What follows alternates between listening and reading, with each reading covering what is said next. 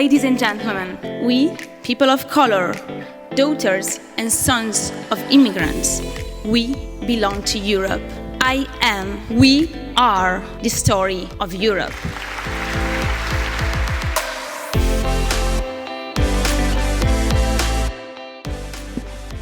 Hello everybody and welcome to We Belong, the podcast that gives a voice to the new daughters of Europe.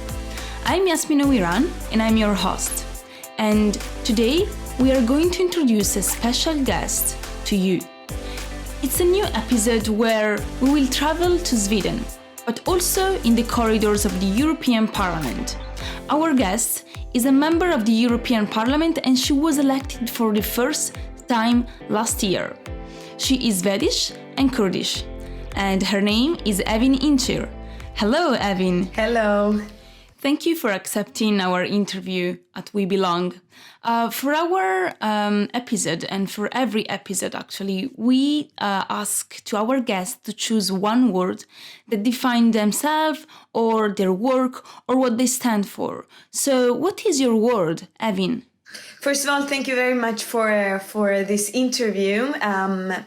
If I would say one word, I would say it is solidarity, which I would say is the guiding star in my work. So solidarity. Definitely. And I think that also in this time, it's super important to talk about solidarity in this time of crisis in Europe where there is a need for more solidarity, isn't it? Absolutely. I do believe, as you just pointed out, during this COVID-19, solidarity has become even more important during crisis. We actually... it gives us the possibility to show that if solidarity is only a word or if it's also an action that and it doesn't just stay being a word. And in the European, if we look at the EU context, I do believe that there is still much more needed to be done in order for us to say that EU is the union that we would like to see it be. Of course, there is still a long way to go. By the way, this year, it's 70 years since the creation of the European Union. And so it's symbolically, important to remind these values and to make sure that we achieve this union, right? Absolutely. I mean, during these 17 years, EU has done something that I think is quite exclusive for Europe or the European Union. At least, and that is to keep peace and democracy and freedom during this long period. So for those who do not believe in, or I'm a bit amazed, and I do not really understand those who do not see what EU has contributed with. I mean, 70 years of peace. Tell that to a Kurdish person who is born in Middle East with conflicts all around in the region. 17 years of peace is quite a lot. Definitely. And you mentioned it. You were born in the Middle East. You were born in as a Kurdish woman. You faced many challenges, I imagine, before coming to Sweden. So perhaps, you could tell us more about your story and where you were born and your arrival to Sweden. How was your childhood, by the way, like both, when you arrived to Sweden and before? I was around 6 years old when we came to Sweden. As you said before, I'm Kurdish originally, and the situation for the Kurds in all four parts, Iran, Iraq, Turkey and Syria, and I myself from the Turkish part is not the best to say it mildly. So for me and my then younger brother, and now I have two younger brothers, one of them is born in Sweden, but then only one younger brother, my parents wanted us to be able to fulfill our dreams, which is quite of a challenge for the Kurdish people in the region, because of the oppression that there is, not at least in Turkey. As I said, I'm born there in the city of Diyarbakir, the Kurdish city of Diyarbakir. So when I was 6 years old, we came to Sweden 1990, together with my parents then, of course. And I must be frank, because I do not have so many memories with me from my childhood and how we came to Sweden. One of the reasons might be my parents are saying that it was a quite traumatic experience for me as a child, which meant that in order to survive, I suppressed it. So unfortunately, I do not have so many memories from when I was below 6. Definitely, and I think it should have been so difficult to leave a country in such a context and reach Sweden. By the way, I think you grew up in a pretty popular suburb in Sweden. Do you want to tell us more about it? And is it this context where you grew up and the issues that you might have faced, did they shape your convictions? I would say both my background as Kurdish from the Turkish parts, and me growing up in one of the suburbs in Sweden, in the city of Gothenburg, was what shaped me indeed. For me, for example, solidarity must not see any kind of borders, and equality is as important. And that is because of the challenges me and my family has been faced with, I would say. Some part of it at least is. And some other part is how I saw how the society was built up, and how the current, or back then at least, socioeconomic policies were affecting people with a certain background, both certain ethnicities, but also with other socioeconomic backgrounds and so on. So both of them I would say has affected me. I'm, as you said, grown up in a suburb called Bergsjön in Gothenburg. Amazing. And so despite those challenges that you went through, you were highly motivated to engage in politics. When did these convictions came out to you? What would you say is the milestone or the defining moment that make you say, okay, now I have to run for politics? I wouldn't say that I have always been highly motivated, because I do remember when I was 13, 14 years old. I was 14 when I entered politics. I was quite young. But the youth organization of the Social Democratic Party had a campaign in the suburbs, and one of the suburbs was where I was going to school in. In the beginning, I thought that people like me would not be listened to. Why? And that politics is for middle-aged white men. That was my view on who was engaged politically. But nevertheless, I gave it a chance, not because I really believed that I could make a change, but rather to see what is it. And they also had some social activities, so I said, okay, let me try it. So I usually say that I went into politics because of one reason, but I stayed because of a totally other reason. I went in because to see what they are doing, and because of the social activities, but I stayed when I realized that this is really affecting me, and therefore it is time for me also to start influencing what is affecting me. And I realized very fast that maybe I had a wrong picture of who is engaged in politics and who can make a change.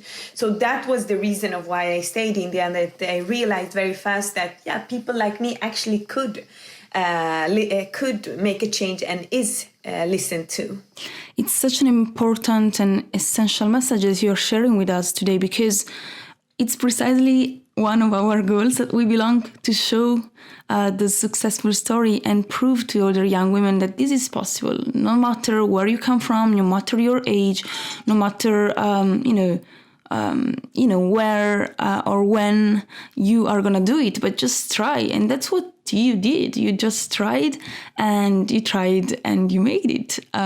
You said in an interview, it is great to be elected to the largest parliament in the world and to be able to work on the issues that I'm burning for. Why this election arose such enthusiasm in you? I was saying that in the beginning when you asked me about the word, one word that could describe my work, and I said solidarity, one thing I think that it is important to add to it is that for me, solidarity must never see any border. So my belief in that in international solidarity has also been the reasons of why I was never interested in national parliament, but rather the European Parliament. And to be frank, also not necessarily either the European Parliament, because what has always been important for me is to make, when I realized that I really can influence politics, was that I wanted to engage in some kind of a platform where I could channelize my engagement in. But then when I realized that there might be a possibility to run for the European Parliament and maybe even be elected, I saw that as a very important platform.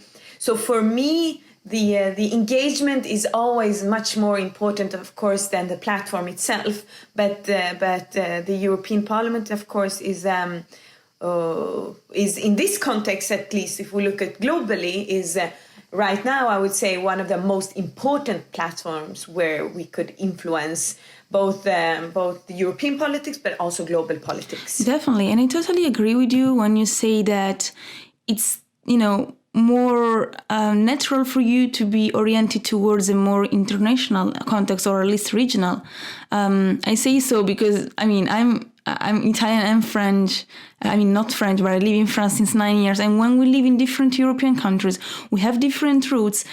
Of course, that having an approach that is more international comes almost naturally. And by the way, at the European Parliament, you work on international issues. You are the vice chair, if I don't make mistake, of the delegation for relations with Palestine, the delegation to the European Union and Turkish Joint Parliamentarian Committee. So it's issues that you know very well because it's context that, are close to your country of origins, to your roots.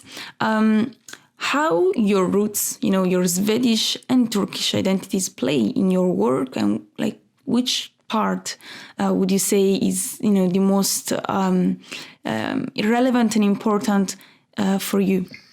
So I sit in both delegation, but I also sit in committees. I sit actually in 3 committees. One is called LIBE, Committee on Liberties, Civil Liberties, Justice and Home Affairs. And then the second is Committee of Foreign Relations.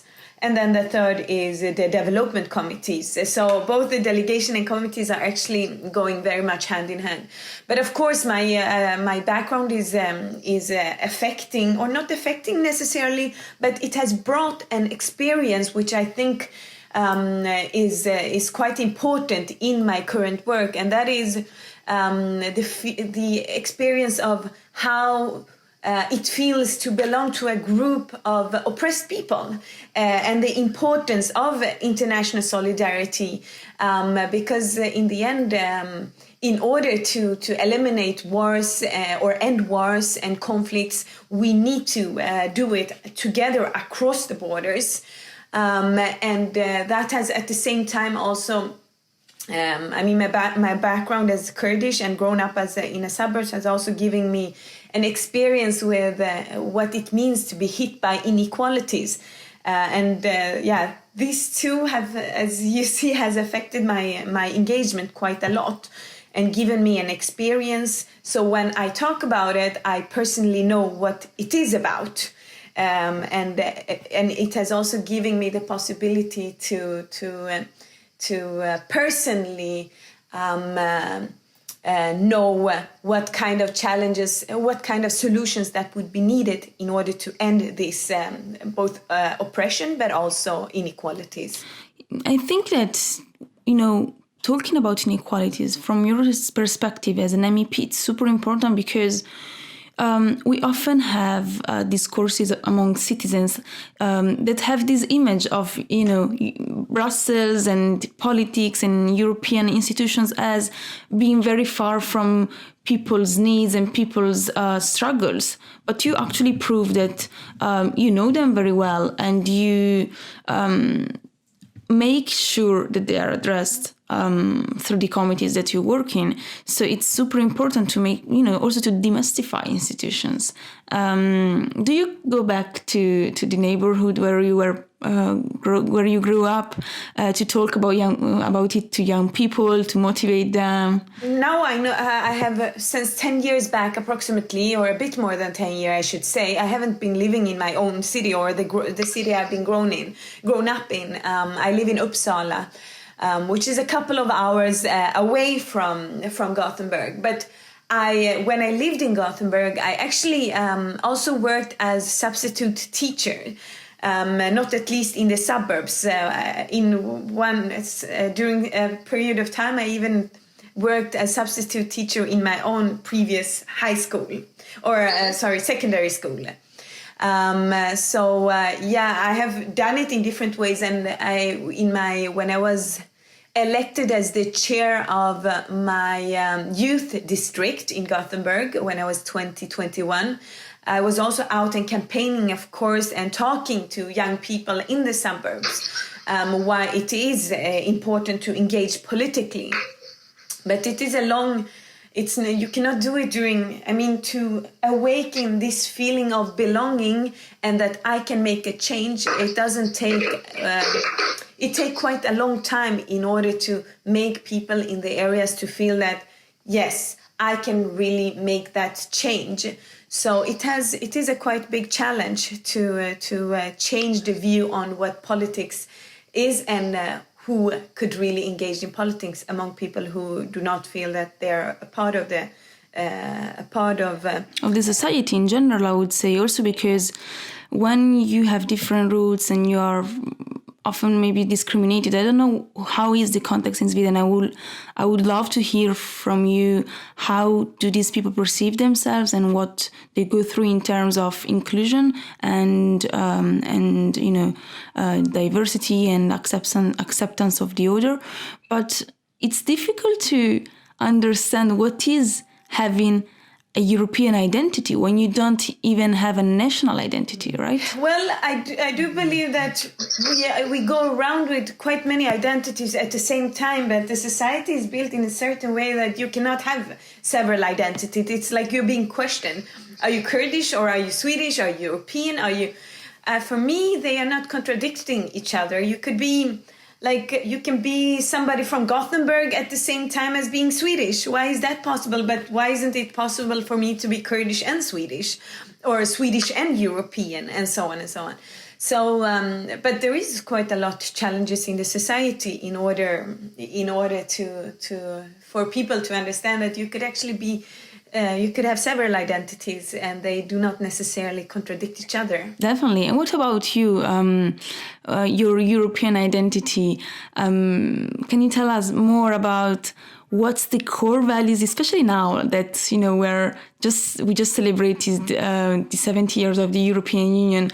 What's something that you would like to see for the future of Europe? What's, your dream for a better Europe? I do believe, and in the beginning, as you also said, COVID-19, for example, have showed the importance of solidarity. I do believe that Europe, the COVID-19 have showed that we need more of a cooperation, both on a regional but also on a global level. So I think that we need more of Europe on some cases and some areas. Or at least a deeper cooperation and coordination in some areas. So, and Europe has brought peace, democracy and freedom for so long time. I hope that we will see a continued European Union for at least 70 more years. And I hope also other regions would take after. If we, as I said in the beginning again, about my roots in Middle East, if we had a similar cooperation in Middle East, I'm sure that we wouldn't see those conflicts and wars that we see in the region. So I hope that we will be able to spread the thought about Europe or regional integration and cooperation to other regions also. Yeah, it's a model, as you mentioned. There is a need for better leadership abroad, and Europe for long has positioned itself as the region or the institutions that wants to promote human rights. But we saw that lately, while we had to make a stand to protect vulnerable people fleeing wars, we made agreements with countries that are not that stable. I think about Libya, I think about also other countries, but there is so much to do. And what do you think would be a good way to tackle those issues, especially migration? I think one of the ways is that we make sure to vote for parties and people who actually believes in solidarity, in international solidarity. We see that there are forces coming into power in some countries, not at least Hungary and Poland, when talking about dismantling of democracy, for example, which is a threat to both the nations, the countries itself, but also to the European Union as a project. So if you have a protectionistic and populistic parties in power, that's also the policies that will be implemented in those countries, and that's also those people who will be sitting in and being head of governments or being representing those countries in the parliaments. So that's one of the important things. And the second is, that we continuing upholding multilateralism and international solidarity through different kind of engagement. So I think there are several things that we can do at the same time. And make sure to also contact, for example, your parliamentarians and your representative and make your voice allowed on the policies that are being conducted. Yes, because they represent you, they represent your views. We saw also that there was an increased participation, especially of young people in the last elections. And it was something that proved that it's of the interest of young people to be part of politics and be heard. But of course, the road is still long. And as you said, we need more people to vote for solidarity, to vote for those issues in order to have a change. Of course, when there are anti-European parties leading campaigns and calling for a exit from Europe. I think about Italexit, Frexit, all those countries that where there are parties promoting these policies or this strategy. It's more challenging. But it's even more challenges as we think about the COVID-19 crisis. I just think about Italy, where this lack of unity from the European Union is becoming dangerous. Young people and citizens in Italy, they are afraid. They don't trust institutions anymore. What do you think about this? First, I think, this whole situation with far-right movements or populist parties coming into power, or right-wing extremist parties, it shows for us that every generation actually needs to regain or win democracy. I don't know how to explain it, but to fight for democracy, to fight for human rights, to fight for solidarity, and that's nothing that we can take for granted. Because the generations before us took a struggle, but we need to continue that struggle. We cannot just say that we are taking it for granted right now. So we have, as in the new generation, a responsibility to also continue that struggle. And then when it comes to the solidarity among the countries right now, I would say the first step that was taken by some countries, they were not at all those steps that at least I would have wanted to see. They were very short term and very, very populistic also, once again, and protectionistic in the beginning. But there, the parliament and the commission said that enough is enough, and some other countries, member states, of course, and told those countries that it's not possible to continue like that. COVID-19 is a challenge is a virus, a pandemic that doesn't see any borders. If a problem doesn't see any borders, the solutions cannot see any borders, because it says itself. And if the solutions are nationally connected, that's a bit, contradicting itself. So I do believe in those cases where the challenges do not see any borders, the solutions cannot do it either. Definitely. And it's precisely, the contradiction between having a union and at the same time countries that think about their economy and want to preserve themselves at the expense of other countries that are more affected by the crisis. It is, but it's understandable that spontaneously that one thinks that the way of solving it is through national solutions.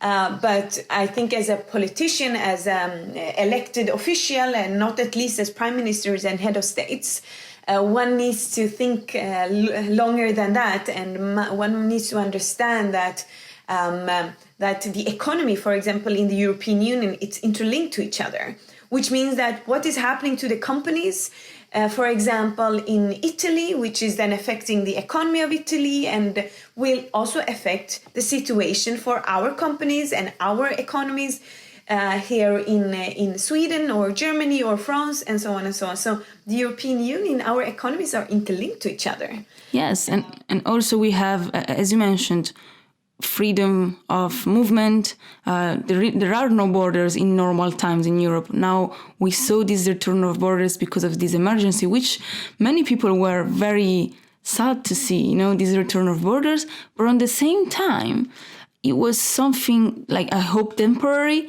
And one day we need to come back to normal. We need to think about reopening. And if we don't, support each other in solving this crisis as soon as possible and jointly, well, perhaps the countries that today are not supporting Italy, they will see Italians arriving and maybe some of them will still carry the virus. So as soon as we understand that we are in this together, the better response we will make, right? Absolutely. I totally agree that, we are all in it together.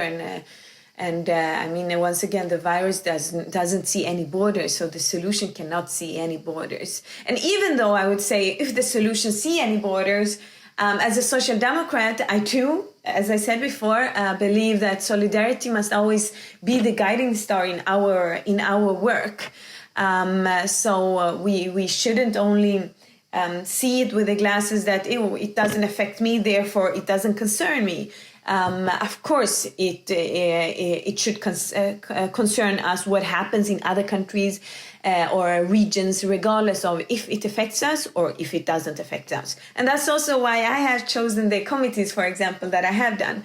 I work, I mentioned the committees before, but I work with democracy, human rights internally in Europe, but also externally. So solidarity must be there regardless of if it affects us or not. Solidarity, which is your word, and it's, something that is symbolically representing you, your commitment, and your work at the European Parliament. Thank you so much. Let's just conclude with one last question for you. I would love to know one key advice that you would like to give to young people, and especially young women that might come from underprivileged backgrounds, and the need to be said, positive words about whether it's possible to be in politics or to enterprise new work experiences. So what's your key message for them? My key message would be that if I can do it, you can do it. Very shortly. Yeah, definitely. Thank you so much.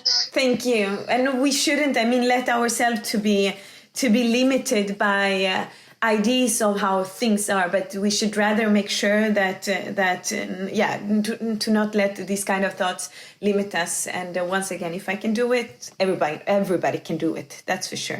Thank you for this, message of hope and positivity. We really appreciate. We thank you for accepting our interview, and it was such a pleasure having this discussion with a member of the European Parliament. Thank you.